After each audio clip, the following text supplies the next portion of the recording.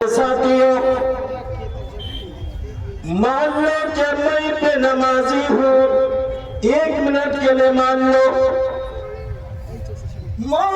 کہ میں شرابی ہوں، مان لو کہ میں سود کھانے والا ہوں، اور میں مہاراج پور مغل پارہ کے لوگوں کو نماز کا میسج کرنے جا رہا ہوں۔ مہاراج پور مغل پارہ کے لوگوں کو کہتا ہوں شراب نہ پیو، ان لوگوں کو کہتا ہوں تاریخ نہ پیو، جوا نہ کھیلو، لیکن ساری چیز ہمارے اندر موجود ہے۔ میرے پیارے ساتھیوں، اب بتاؤ کہ دنیا اسے کیا جواب دے رہی ہے؟ دنیا کہے گی پہلے تو اپنا پچھواڑا دے، پہلے اپنے گریبان میں جھانک کر دے۔ ارے وہ مجھے شراب سے منع کرنے والا تو کون ہوتا ہے؟ تیرا بیٹا ہی شرابی، تیرا باپ بھی شرابی۔ پہلے اپنے باپ کو ٹھیک کر لے، پہلے اپنے بھائی کو ٹھیک کر لے، اس کے بعد میں تم میرا اصلاح کرنے کے لیے آنا۔ میرے پیارے ساتھیوں، آپ کو میں نماز کا میسج دو۔ اگر میں کہوں نماز پڑھ لو، اگر آپ کو میں کہوں تم اپنی بیٹیوں کو پردہ میں رکھو، اگر میری بیٹی خود لاپرواہی سے چل رہی ہے، پردہ نہیں کر رہی ہے، لوگ کیا کہیں گے مولانا؟ کیا تمہیں شرم نہیں آتی ہے؟ تمہاری بیٹی بے پردہ چل رہی ہے، تمہاری بیٹی بے پردہ کر رہی ہے، کس شرم سے تم میری بیٹی اور بیٹیوں کو پردہ کا حکم دے رہے ہو؟ ٹھیک اسی طریقے سے اللہ تعالیٰ فرماتا ہے یا ایھا الذین آمنوا قوا انفسکم واہلیکم نارا۔ اے میرے بندو، سب سے پہلے اپنے آپ کو اس خطرناک جہنم کی آگ سے بچا لو۔ پہلے اپنی بات، بعد میں اہل و عیال کی بات۔ پہلے اپنے بچو، پہلے برائیوں سے آپ خود بچو، اس کے بعد زندگی میں آپ کا دوسرا فرض، آپ کا دوسرا ذمہ داری کیا ہے؟ اللہ تعالیٰ فرماتا ہے وَأَهْلِيكُمْ نَارًا۔ اے میرے بندو، جب تمہیں یقین ہو جائے کہ میں نے اطاعت رسول میں کامل ہوا، ہم اللہ کے حکم ماننے میں پورا ہوا، اللہ فرماتا ہے پھر ساتھ تو اپنے اہل کو، اپنے عیال کو تم اس جہنم سے بچا لو۔ وہ مغل پارہ والوں، مہاراج پور والوں، وہ مسجد میں 5 وقت نماز پڑھنے والوں، میں تمہیں مبارکباد دیتا ہوں۔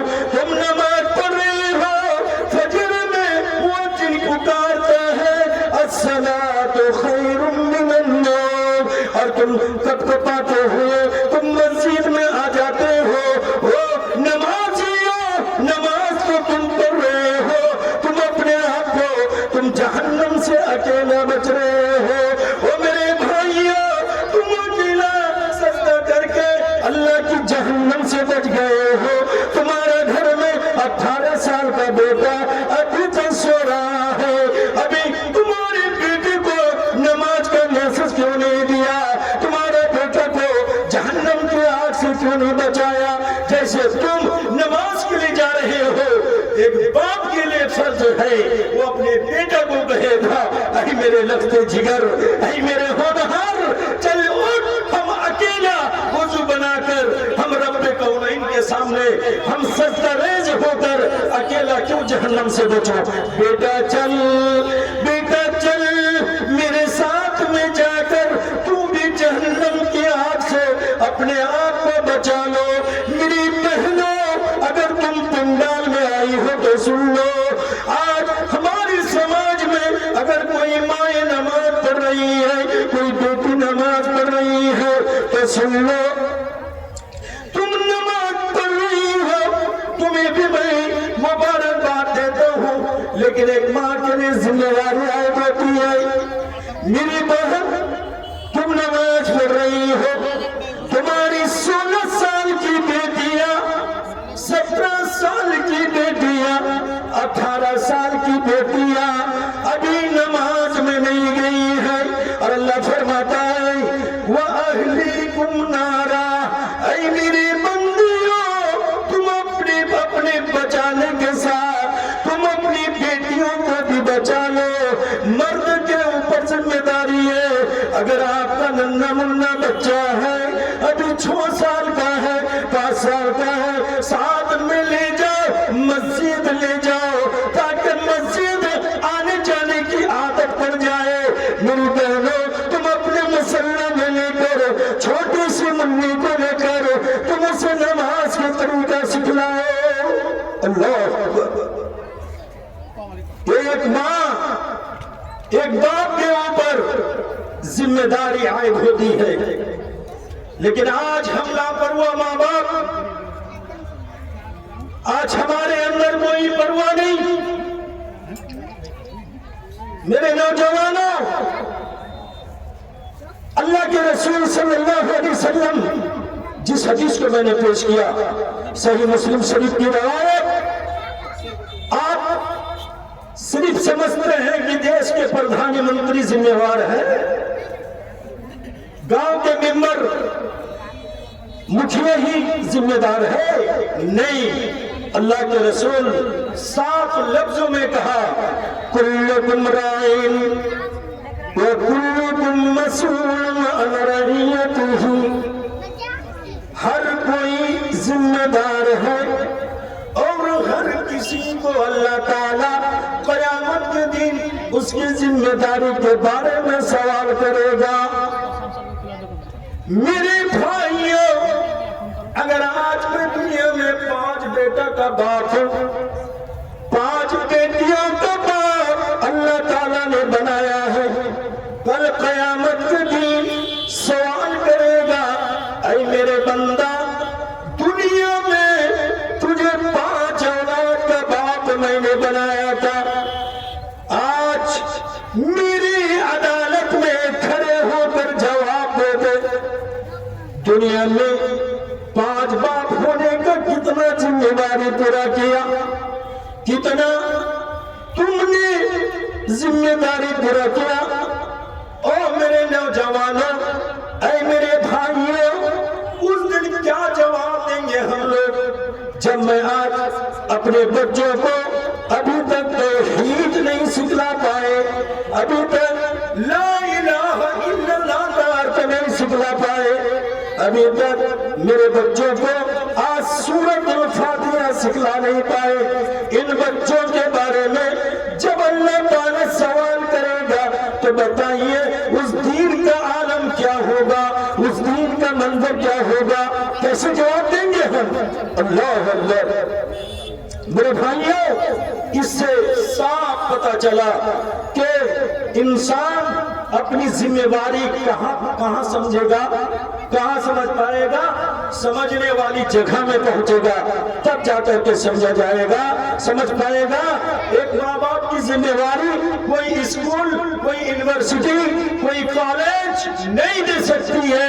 کھلے چیلنج کے ساتھ کہتا ہوں، اس کا شکشا آپ کو کوئی مکتب سے ملے گا، اس کا شکشا کوئی مدارس اسلامیہ سے ملے گا۔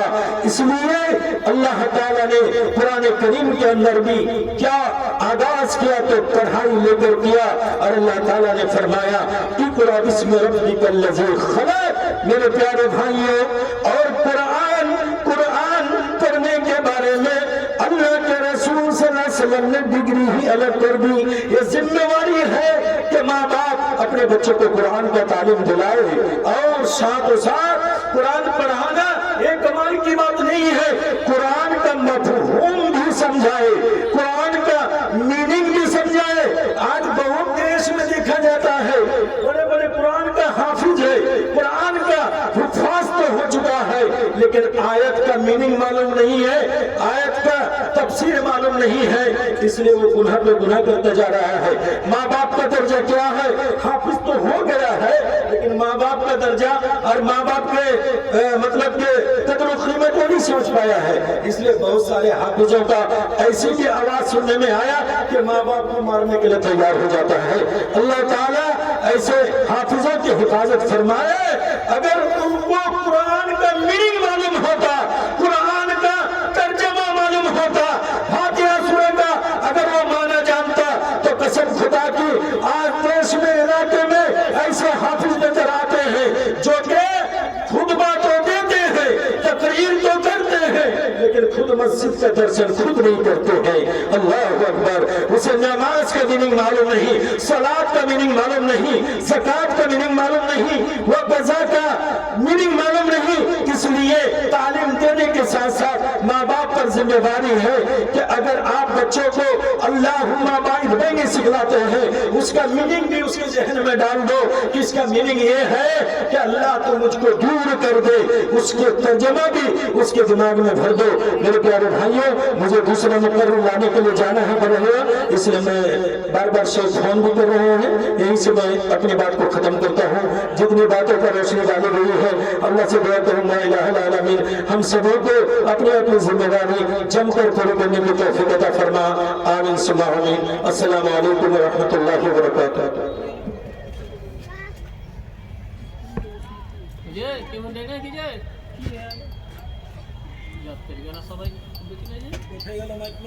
माइकमैन को यार मैक्स से बोलिए, इससे बोल दीजिए।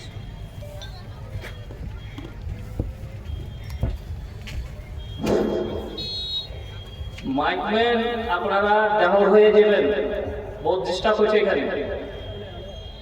আপনারা ডাহর হয়ে যাবেন, একজন থাকবেন একজন যাবেন। যাই হোক, এতক্ষণ পর্যন্ত আপনারা জামিয়া তালিম ওয়ালার শিক্ষক মৌলানা তাফাজ্জুল হোসেনের মুখ থেকে বক্তব্য শুনছিলেন। দেখেন